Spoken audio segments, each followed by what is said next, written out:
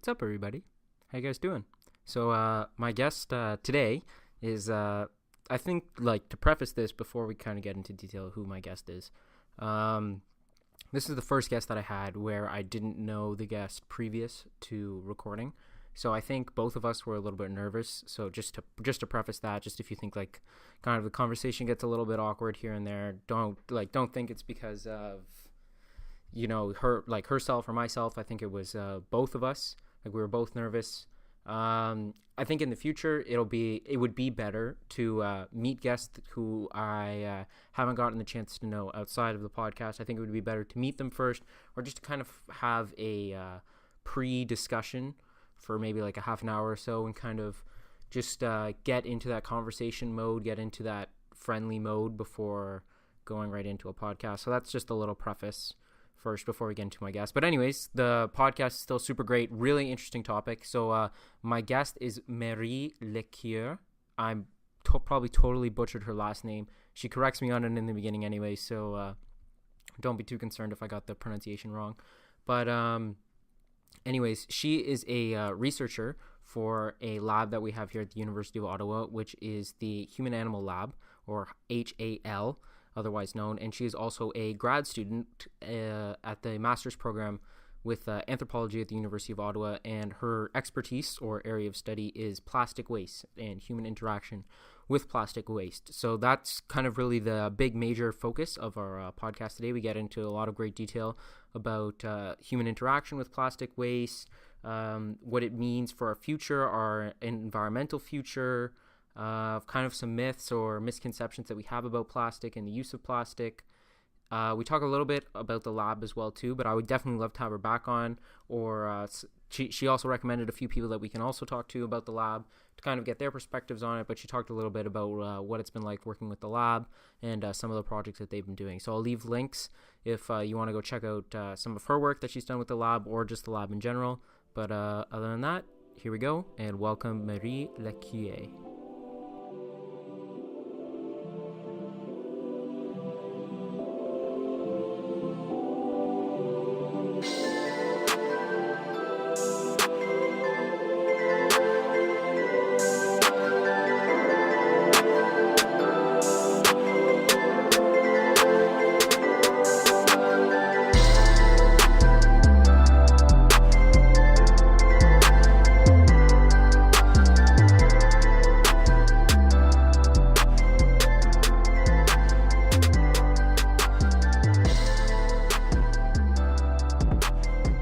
So I have with me here Mary. Either one doesn't really matter. No, Marie Lecuyer. Yeah. Okay.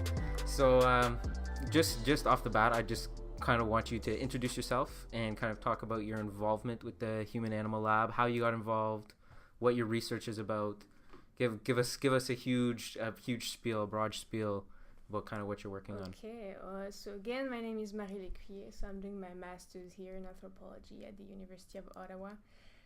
It's my second year, so it's the start of the writing bit of those 2 years program, and I'm doing my research on plastic waste, and I've been also a member of the Humanimalab then for quite some time now. It's my second year, maybe third, participating in the lab.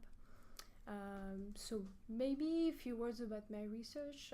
The idea, it touches on the lab in the sense that it's also about the Anthropocene, and it's also about non-humans. So the idea in my research is to actually look at the coupling of humans with technologies, with objects such as plastic material.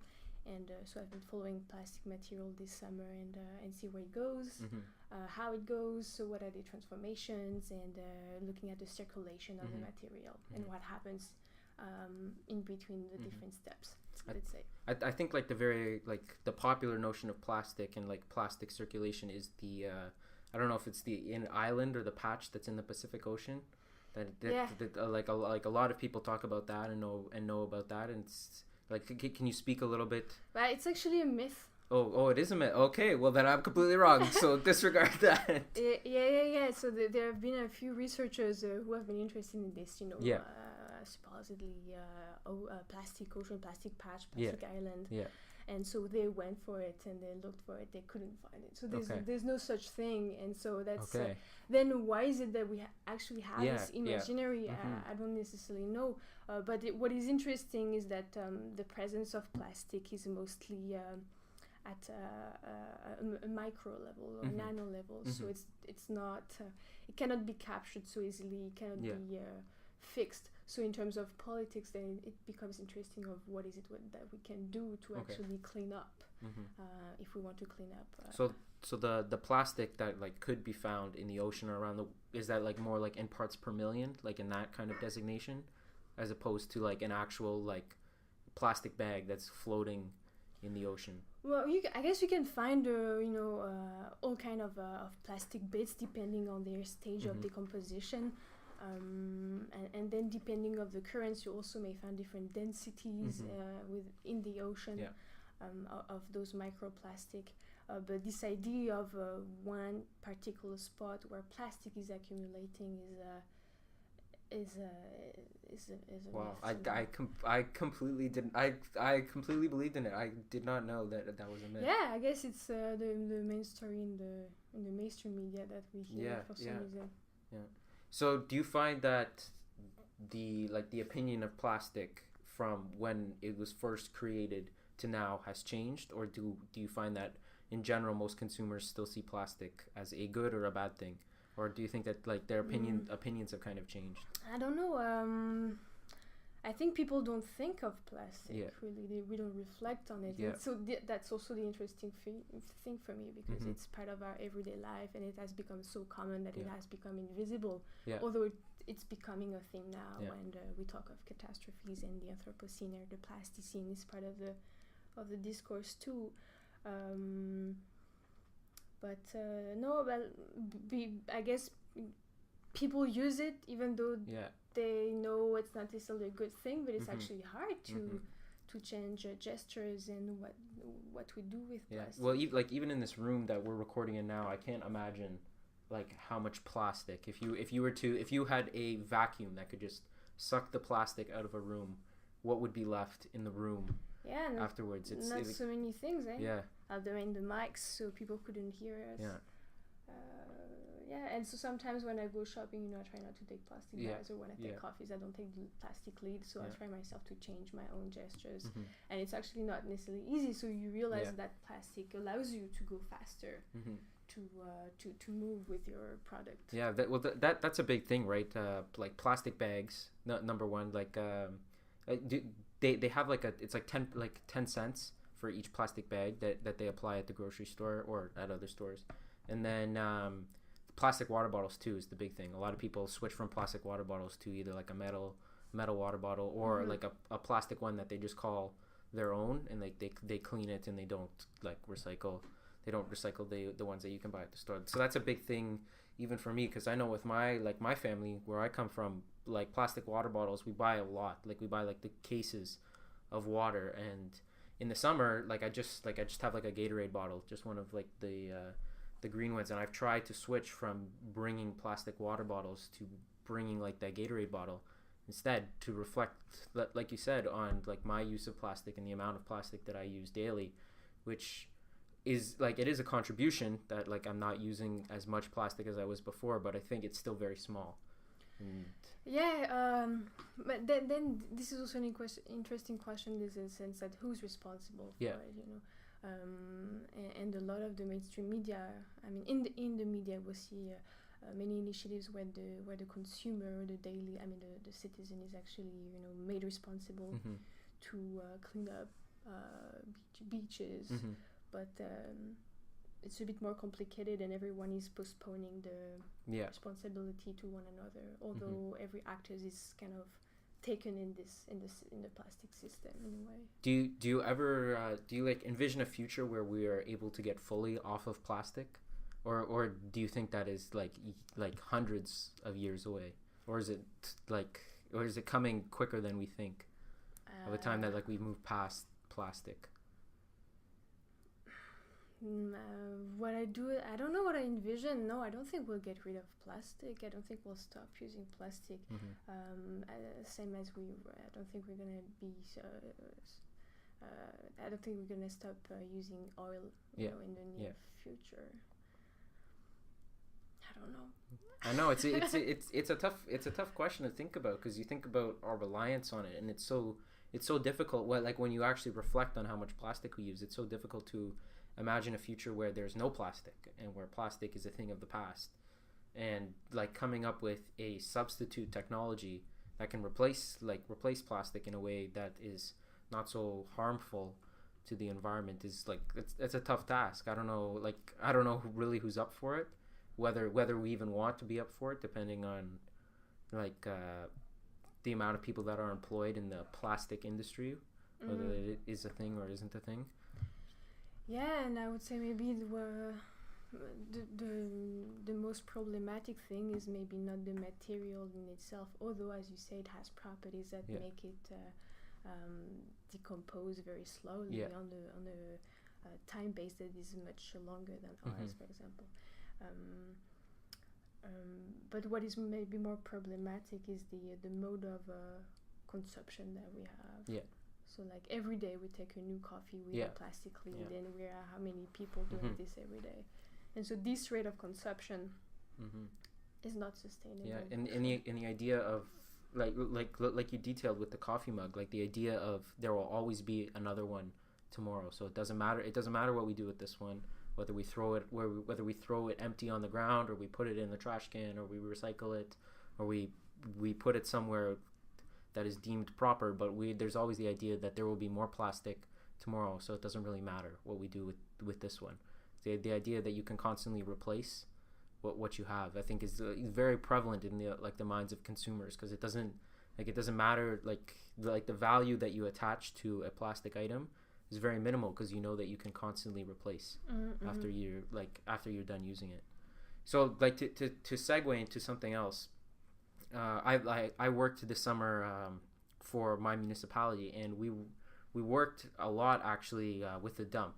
So like we would clean up city parks, stuff like that. We would bring our trash to the dump, and it's very interesting noticing. Like I never knew that at a dump what they do is they pack the garbage really tightly together, and then they put hills over top, like hills of grass that is supposed to allow like the plastic and stuff to decompose, and I never knew that. So like is any of your research involved there, or can you speak on that? Yeah, I've visited one or two landfills, but with plastic is more photodegradable than anything else. So the fact that it's actually buried into the ground, it may actually decompose less than in the water. Okay. Not saying we should put the plastic in the water, of course. But those are interesting sites in the sense also that you can see all the technological apparatus that is, controlling this kind of. I mean, there's a whole management of waste. Too. And I think the idea too that with a landfill, your waste is kept separate. So the waste is over here, away from our daily site. So like a lot of people may have never been to a landfill, so they don't know where their garbage goes. So the separation between knowing where what you do with the plastic once you get it and then once you throw it out, I think it that separation is very evident in a lot of people's mind. Even it's evident to notice, but it's hard, it's invisible for people unless they reflect on it. Yeah, I like to think of the landfill as a place of abandonment.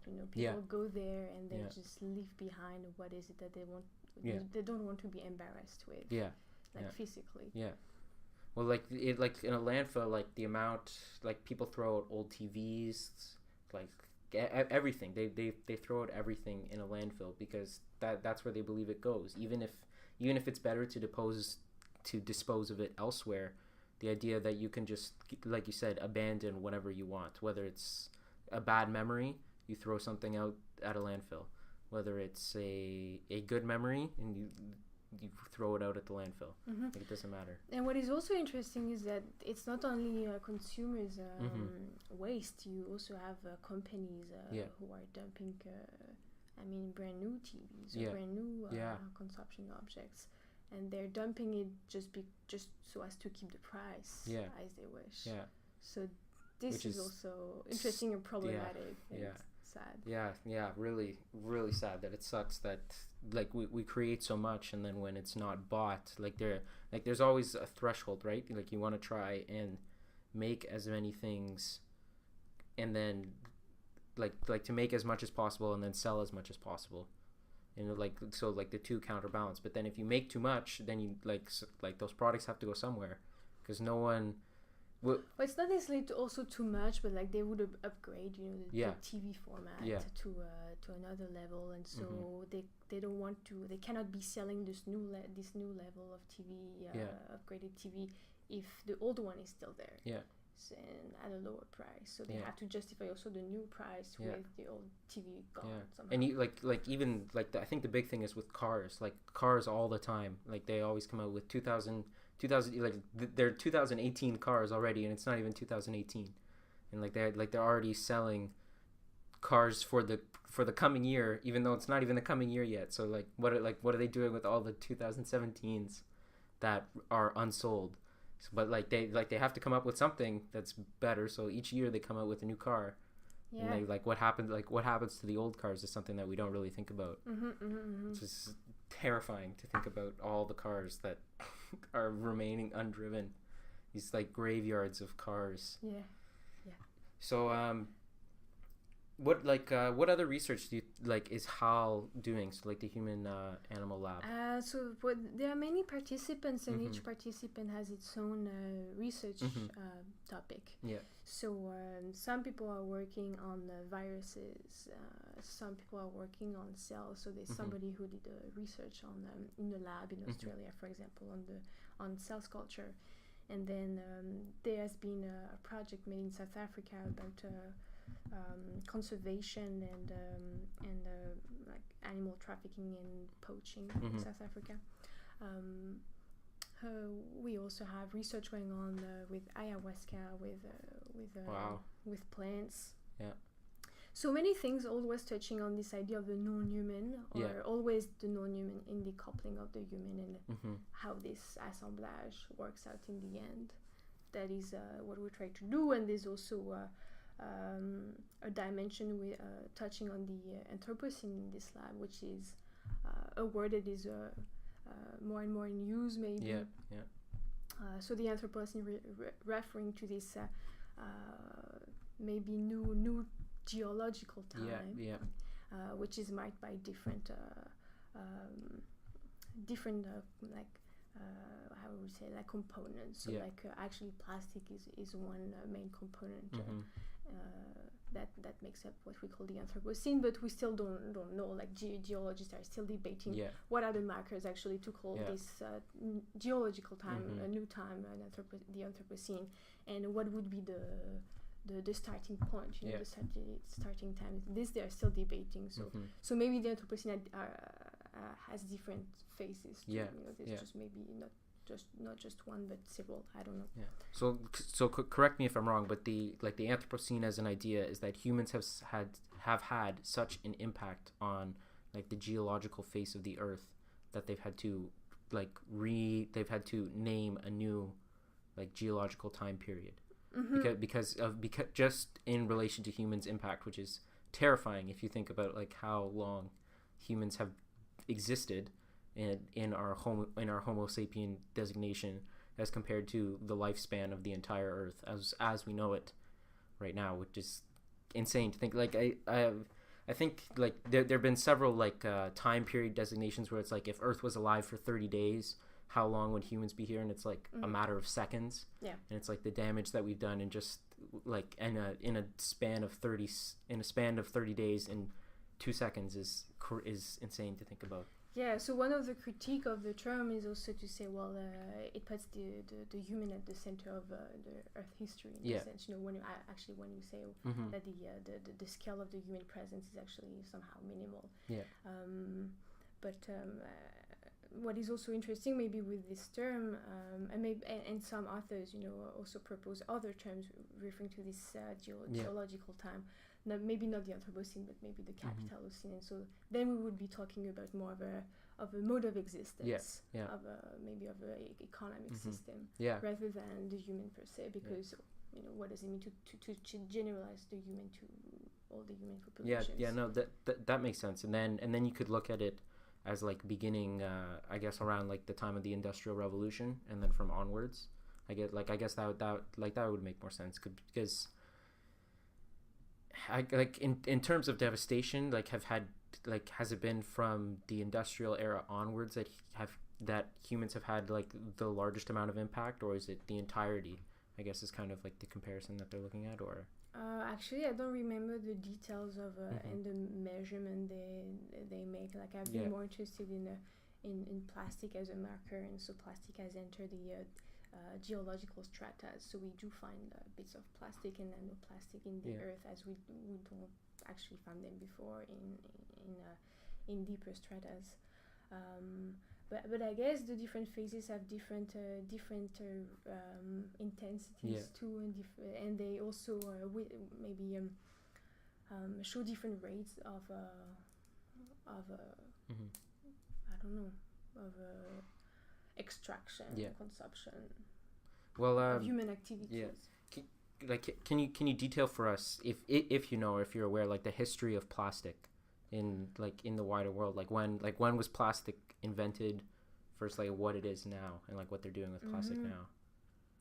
Well, even the term plastic is not actually new. Yeah. So that's interesting. Like, the history of the world also has changed. So we move from an idea of plasticity as something that is able to transform, maybe able to absorb changes and take them into I don't know, its own movement, to something that has become that means waste in itself, in a way. When we talk of something plastic, we talk of something that has no value, that is just waste by design, in a way. So then the history of plastic, the history of plastic is also very much linked to the history of oil. So it started after, obviously, but there were experiments. Like, I don't remember actually. I don't know. Maybe you can cut this, but I don't remember actually who invented what. Yeah, I don't have my papers here. Yeah. But the presence of plastic became really prominent with the Second World War. Yeah. So this is when plastic was very much implemented during the war effort, and this is also after the war that it really became inserted in a way in the consumption. Yeah. Before it really took off. Yeah, exactly. Yeah. Exactly. Well, I know too, like I was studying last semester, is like the history of plastic and like the pharmaceutical companies. Isn't it is that very much linked, or is it like the plastic casing on pills, or am I like totally off by that? It's there are many actually sorts of plastic, Yeah. like animal species, we could say, or recipes, food recipes. So the plastic used in pharmaceutical is one kind of plastic. Okay. I don't think it has that it precedes other kinds of plastic. Okay. And also, it's hard to say, because every country, not every country, but like China, for example, has different categorization of plastics. When we do have kind of 9, with main ones like PET, HDPE. So like plastic isn't like universal around the world. Like there are different, like depending on like the country or the region of the world that you're in. Like they are given different categories. Oh, really? So like in China, they have hundreds of categories. Really? For example, when we have 7. Where like what are the differences in the categories? Like the thickness, or is it more like the main characteristic, the main property of plastic, it's viscosity. Okay.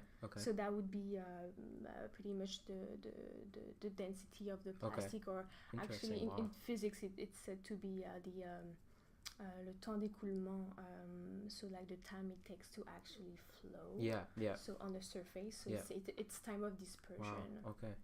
Interesting. So you can have many degrees of viscosity. You can make it the way you want. That's wow. I didn't know that. I thought that plastic would be universal around around the world. That there's I guess I didn't think that there's just one kind of plastic, because you can make plastic thick, like you can mold plastic to what you want it to be. Yeah, you can make as many objects Yeah. and in many forms as you want to give it. Yeah. But as a material, it has different different levels, different degrees, and so this is also what makes it hard to recycle. Yeah.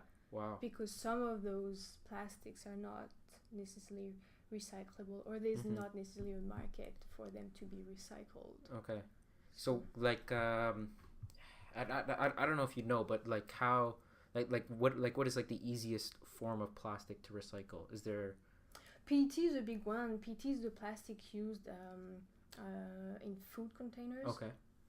And so if you go to a grocery store, Yeah. everything is packaged. So this one is very much recyclable, and then there are ones that are not being really recycled, like what's his name, like styrofoam. Oh, okay. Yeah. Like, and actually, if you look into the city's website, they'd say like styrofoam is actually not to put in the plastic bin. Yeah. It goes to with garbage. Yeah, the garbage. Yeah. Wow, that's. I can't believe that I didn't know that, which is again another reason that we don't know anything about something that is so prevalent in our lives, that I didn't know that there are different forms of plastic, that some plastics are easier to decompose than other. Maybe that's just my pea brain that doesn't really. No. Or is it just common across other people too? But actually, if you look on the plastic lid of your coffee, for example, it will give a number. Okay. And each plastic, they should have like a number, on the bottom of your plastic bottle, there should be a number too. So this tells you of what kind of plastic it is, and whether it will be more likely to be recycled. That's good to know. I'm next time I buy coffee, I have to look. But and actually, the coffee lids, I don't think they're very much recycled. Oh, okay. Okay, well then, not a coffee lid, but I'll look at something else then. But that's really good to know. Okay, to segue to another thing. Yeah. Soundscapes. I wanted to talk to you about Soundscapes and your involvement with Soundscapes. So can you just to give an overview first, can you tell us what a soundscape is? I mean, that's a huge question, Yeah. which is actually very much debated in sound studies. Your definition then. You will be my expert. I'm actually those days. I'm actually trying to think about how I position myself with this notion of scape, and the recordings I do. Do I consider them soundscapes? Yeah. I'm not sure. I do. Like the notion of soundscape was set, let's say, by Murray Schafer. Okay. So I'm not sure I can actually summarize this whole idea right now. It's too bad. Or maybe maybe we can actually record more later on. Yeah. If you like. But I understand why it would be so hard to define it, because it's such a big thing. So then, if you can't give a definition, then can you talk about what you're doing with Soundscapes then? With sound. So I try to do recordings of noises. So the idea came in different ways, let's say. So actually, I started a field work in a gas station, and what I noticed at some point was all the noises, all the noises that were interrupted the conversations I had with people in the gas stations, for example, and so first I was describing them, and then I thought, actually, maybe I should record and see what I can do with that. So I recorded and tried to make an assemblage of those sounds, and that would be maybe a way to actually make the field speak by itself. Yeah. Rather than me talking about the field. And so all the noises in this sense are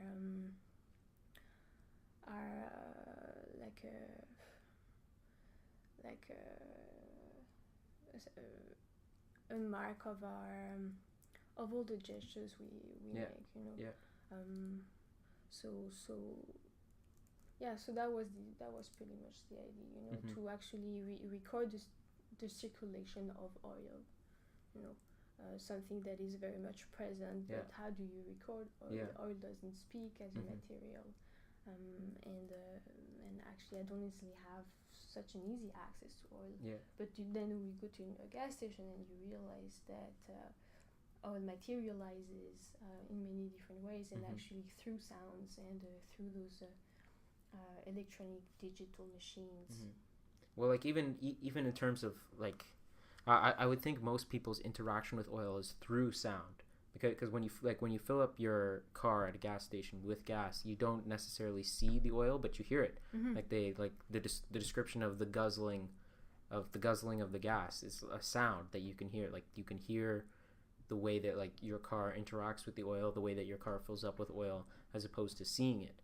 So it's interesting that you would choose sound, and I think that would be the best way to kind of get off of like how oil speaks, and how we see oil is in fact through sound, and how we imagine the sounds of oil. Yeah, to get a sense of the manifestation of something that is omnipresent and yet kind of invisible. So that was an attempt, and then also the idea of sound with regard to plastic, because then I moved from oil to plastic. Plastic being one of oil's concretion in a sense, and so there's this quote of Barth when he says something like, he wrote a piece about plastic saying, plastic is bad in a way. And saying, well, plastic betrays itself by the sound it makes, so a sound that is empty. So then I took like the statement literally, and trying to actually record this emptiness, and what could this emptiness or meaninglessness could mean, and what could it tell about us, maybe. How do you think that like that emptiness and that meaningless translates into like our own human emotions? Like, do you feel that we feel like very much the same? Like do we feel empty when interacting with oil? Like oil is maybe not necessarily meaningless, but we have no attachment to it. Like we see no like love, but even in the fact that like we use it so much, or do you think that there is a real attachment to, like there is like a real emotional attachment to oil? I think oil, plastic really affect us very deeply on a daily basis. Then we may not be actually aware of it anymore, because it has become so normalized. No, but it is very much present, and it is affecting us, and it is affecting us to such an extent that we talk now of the Anthropocene or the Plasticine. So that was also the idea of if oil is able in a sense to leave marks of its presence on a geological scale, what would it give, like on a daily basis, on a more micro scale maybe. And so the gas station was one way to actually record the recording of oil, and then later plastics in its own circulation, and how it actually transfers us. Well, I think like I think very much like this is speaking anecdotally. Like for myself, like when I go to a gas station and I need to fill up my car with gas, I feel empty. Like just as my car is empty and lacking of gas, like I feel empty as well too, and I'm like I may be upset that I have to pay money to fill up my car to continue driving, but then when I leave and I have a full tank of gas, I myself feel full, that I am ready. Like if a tank of gas lasts me about a week of driving, if I'm driving around, like I feel very much full in the sense that I am now ready for the week. I can drive where I want in the week and not have to worry about my car stopping without gas because I have enough to last me. So it's like very much the physical manifestation of oil in your car also like is the same manifestation that you feel as a human, which is And sometimes I go grab a coffee exactly for this reason, as a ritual, as a way to actually start my day. I feel maybe better, or feel ready to face the challenges of the day, and then it's actually maybe the first time I would voice it this way, and I don't know to what extent people feel the same when they go to like every day to Première Moisson, grab their coffee at 8 or 9 in the morning. That's become a habit. And so well, it's like the idea that's sticking in my head is if you go like on like a long family road trip, for example, and like you're like you wake up nice and early, you get everybody ready, and then the first thing that you do is you fill up your car with gas, and then like you said, you go get a coffee, you might go get something to eat, whatever, and then you are ready to interact with the world. Like this need for, like you said, like habit, this habit that develops of filling up before going out. And that involvement with oil and with plastic is very much evident, because what do you put your coffee in? You put it in a plastic mug. What are you putting in your car? Oil. And it's like they're very central to the beginning of our day. In our lifetimes. And all that to say that habits are not necessarily a bad thing. I think habits are also what makes us feel belong. Where makes the place your home. But it's interesting to actually see to what extent plastic and oil have integrated our habits to such an extent. And it makes us feel like sure of ourselves, like we are ready, like we are ready for the day because we are full. Which is like an interesting notion to think of. So, but full of what? Like, and then it becomes like, is it full of ourselves? Like a narcissistic. So like the other thing that I don't know how much your involvement is with this, but Hal is very much involved with like conservation efforts. Or recording and detailing conservation in the Anthropocene. Then it's not necessarily my research touch on pollution, so I'd better talk from my perspective. But we're all doing research here, so I don't think there's necessarily a policy side of the research. Always, it really depends on your research on people.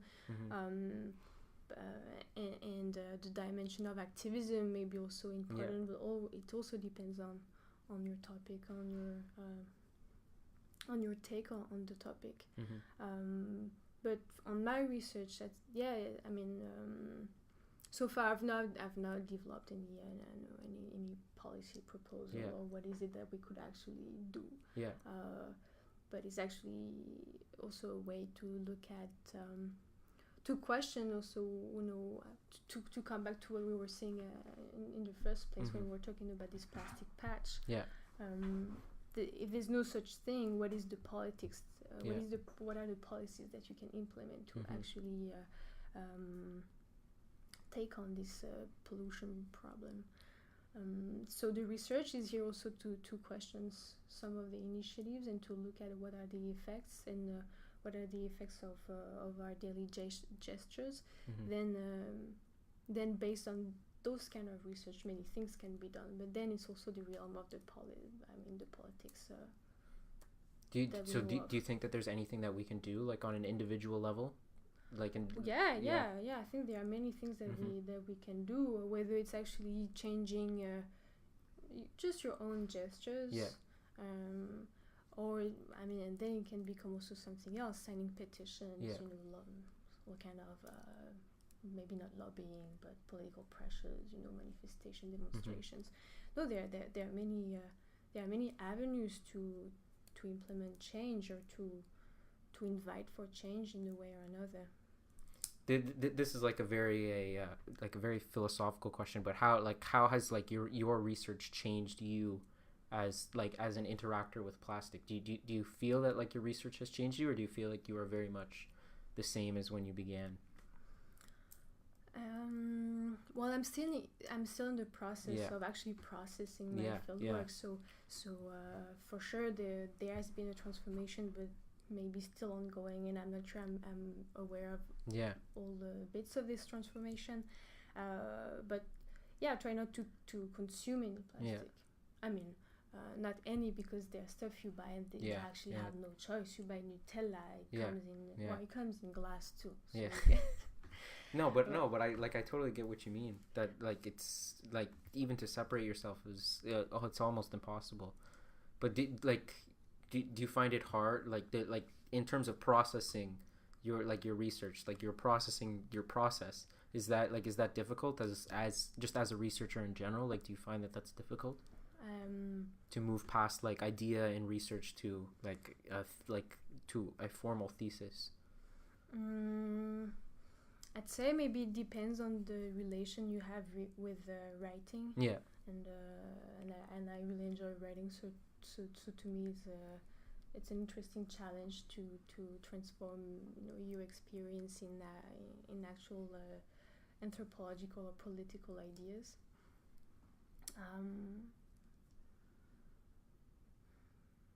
Can you say your question again? Actually, do you find it hard to to process your process, or because like you just said, in terms of writing, like writing comes good to you, I don't know if it comes good to me, but I'm okay with the idea of enduring. Yeah. Of being patient with your work and. That is a virtue that I do not share. It's something that I must learn to be patient with my work. I'm not saying I'm not frustrated at my own work. No, I wouldn't. But also I guess to be okay that what you may try to do and write may not be good in the first place, and that's okay. So just be okay with the crap you do. So that's kind of the way I take it. That's a good notion. Is there anything like once you finish this, are there any research topics that you're looking towards in the future? Is there something else that you wanted to look into? Yeah, I'm thinking of it now. So with regard to plastic, I wonder to what extent I can keep this topic and look at it on a different way. Yeah. Because I've been doing my fieldwork in Canada between Ottawa and Montreal, going to different sites. But it has always been looking at the when the waste or the plastic material is managed, and so I wonder also what happens when the plastic escapes. Okay. When it's at sea, actually. Yeah. So that could be another fieldwork. There are many interesting things.